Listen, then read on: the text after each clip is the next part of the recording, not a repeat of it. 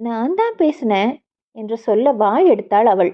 ஆனால் மணிக்கிளியின் எச்சரிக்கை ஞாபகத்திற்கு வந்தது.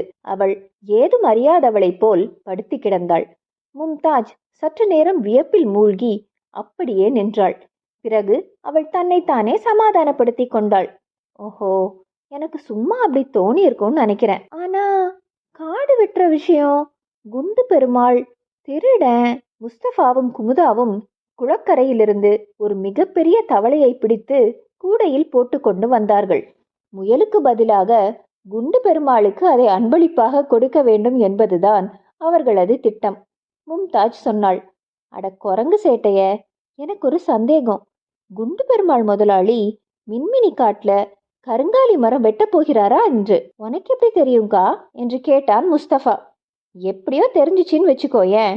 நாம அதை பத்தி இன்னும் நிறைய தெரிஞ்சுக்கணும். அது ஒருவேளை